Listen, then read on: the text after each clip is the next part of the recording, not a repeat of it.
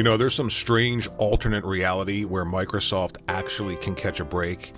I've never seen anything like this. I mean, Microsoft's first party for a long time has just been objectively bad when you compare it to the competition.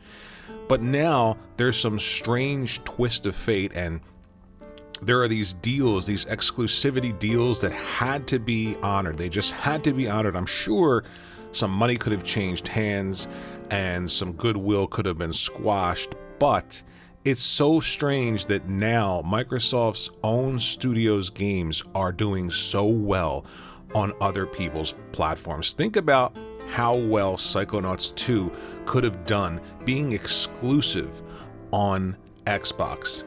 It could have generated so much hype around the service, good games in the service, and it's a third-party game. And now Deathloop. Ladies and gentlemen, Deathloop is sitting at an 88 Metacritic score. You might say to yourself, Metacritic doesn't matter.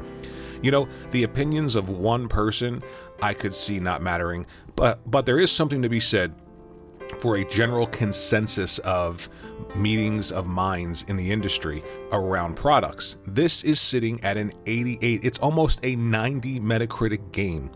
It is a Microsoft studio. This game is selling PlayStation 5s right now. It is exclusive on the PlayStation 5. It's such a strange situation, I think, for Microsoft and Xbox to be in.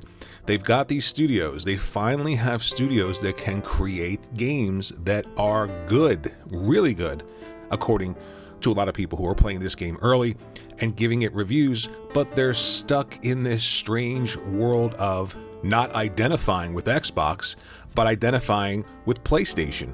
Now, I suppose the argument could be, well, I could just wait and play it for quote-unquote free in Game Pass, even though nothing in Game Pass is free. You are paying $180 a year to rent. You're paying $180 a year for the privilege of playing games in that service. Here's something to think about. Let's say Deathloop is a huge success on PlayStation 5. The audience playing the game is huge. Multiplayer is added, DLC, and the audience stays large on PlayStation, and yet it comes out in Game Pass on Xbox and doesn't do well. There aren't a large number of players playing it through Game Pass. What message would that send to Microsoft? Well, your games in Game Pass should be third party. Put them everywhere. Why have them locked into the service if it's not going to get you the numbers that you want? So it's a dangerous catch-22 here by allowing games like this to launch on other platforms, because if they garner more success on those platforms, then inevitably the answer would be, and trust me, the suits at Microsoft are all about dollars. They're not about console wars, and they're not about making you feel good about your purchase.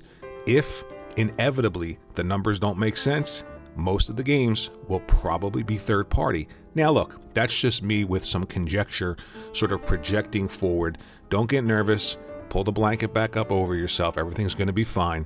I suppose Microsoft's answer to all this is Game Pass on every device. But again, if Game Pass was on PlayStation, why would you buy an Xbox? I would buy a PlayStation 5, subscribe to Game Pass, play all the games in Game Pass, every Microsoft first-party game in Game Pass, and then play every PlayStation first-party game when they come out, and every third-party game.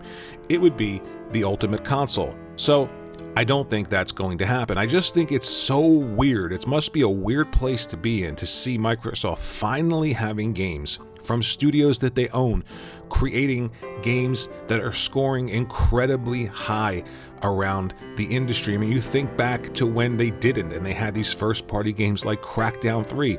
Phil Spencer, we're delaying Crackdown 3 because we want it to be of the highest quality. We want it to sit next to Halo, Gears, and Forza. That's what he said. And then Crackdown 3 comes out. Now they've got these studios creating Psychonauts 2, a brilliant platformer. Deathloop, which I had zero interest in, but listen, you cannot deny the fact. A game that's almost a 90 Metacritic is an incredible accomplishment for a studio, an unbelievable accomplishment for a studio.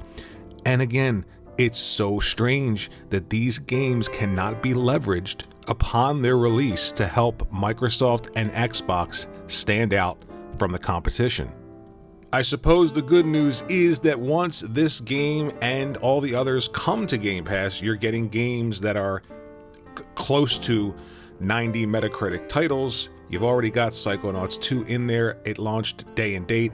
Again, it's the best way to play Psychonauts 2 with HDR and a higher frame rate.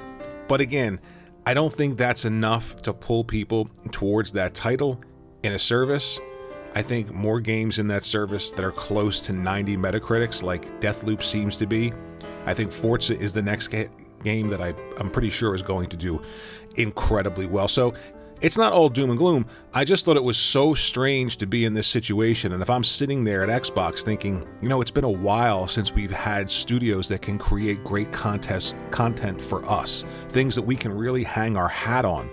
And here we have, early this generation, 2 games that scored incredibly well throughout the industry. People are talking about, people love, and instead of being able to generate hype and excitement around Xbox and around Game Pass and around anything having to do with the console, they're third-party games and probably selling better on the PlayStation. Let me know what you think in the comment section below about this. Are you excited about Deathloop? Are you waiting to play it on Xbox, or are you picking it up right now? Think about sharing out the video. At the very least, hit the like button. It would help me grow the channel, and I'll see you in the next video.